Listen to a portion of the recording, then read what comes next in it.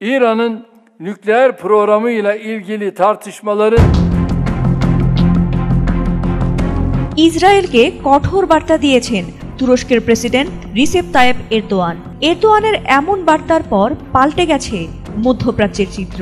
একদিকে ইসরায়েলের পক্ষে অবস্থান নিয়েছে যুক্তরাষ্ট্র, ফ্রান্স, অন্যদিকে ইরানের পাশে দাঁড়িয়েছে চীন, রাশিয়া, উত্তর কোরিয়া। এমন পরিস্থিতিতে মনে হচ্ছে ইরানের সবচেয়ে কাছের মিত্র দেশ হয়ে উঠেছে তুরস্ক।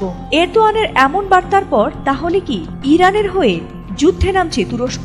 İran'ın nükleer tesislerini টানা কয়েকদিন ধরেই ইরান এবং ইসরায়েলের পাল্টা হামলায় উত্তপ্ত হয়ে উঠেছে মধ্যপ্রাচ্য। আর এই সংঘাতে ইরানের প্রতি পূর্ণ সমর্থন তুরস্ক সহ বেশ কয়েকটি মুসলিম দেশের। তবে এসব দেশের মধ্যে ইরানের পক্ষে তুরস্কের অবস্থানের পর কিছুটা নড়ে চড়ে বসেছে ট্রাম্প প্রশাসন। সম্প্রতি এক ফোন আলাপে তুরস্কের প্রেসিডেন্ট এরদোয়ান ইরানের প্রেসিডেন্ট মাসুদ পেজেশকিয়ানকে বলেছেন তার দেশ ইরানকে সব রকমের সহায়তা দিতে প্রস্তুত। যে কোনো মূল্যে ইরানের ওপর ইসরায়েলের এমন আগ্রাসন রুখে দিতে সকল প্রস্তুতি সম্পূর্ণ করেছে তুরস্ক।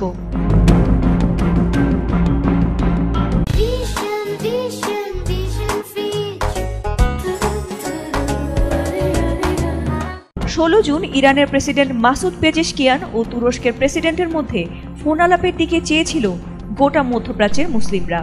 আর এই গুরুত্বপূর্ণ ফোন আলাপে ইরানকে সম্পূর্ণভাবে সমর্থন জানায় তুরস্ক।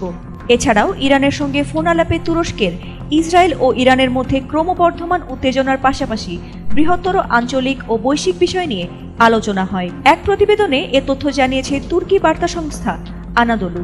তুরস্কের যোগাযোগ অধিদপ্তর জানিয়েছে টেলিফোনে এরদোয়ান বলেছেন তুরস্ক সংঘাত কমাতে এবং পারমাণবিক আলোচনায় ফিরে আসার জন্য সহায়তাকারী ভূমিকা হিসেবে পালন করতে প্রস্তুত।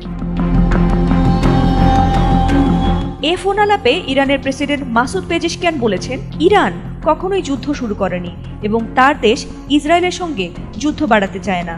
তবে ইসরায়েলের যে কোনো আক্রমণের কড়া জবাব দেবে তেহরান। তিনি আরও বলেন যুক্তরাষ্ট্রের সঙ্গে পারমাণবিক আলোচনায় ইরানের অংশগ্রহণ কেবল আঞ্চলিক দেশগুলোর ওপর ইহুদি সরকারের আক্রমণ বন্ধের ওপরই নির্ভর করছে। এদিকে ইসরায়েলের সঙ্গে উত্তেজনা কমাতে ইরানকে এখনই আলোচনায় বসা উচিত বলে মন্তব্য করেছেন মার্কিন প্রেসিডেন্ট ডোনাল্ড ট্রাম্প। তিনি বলেছেন আমি বলবো ইরান এই যুদ্ধে জিতছে না, তাই দেরি হওয়ার আগেই তাদের কথা বলা উচিত।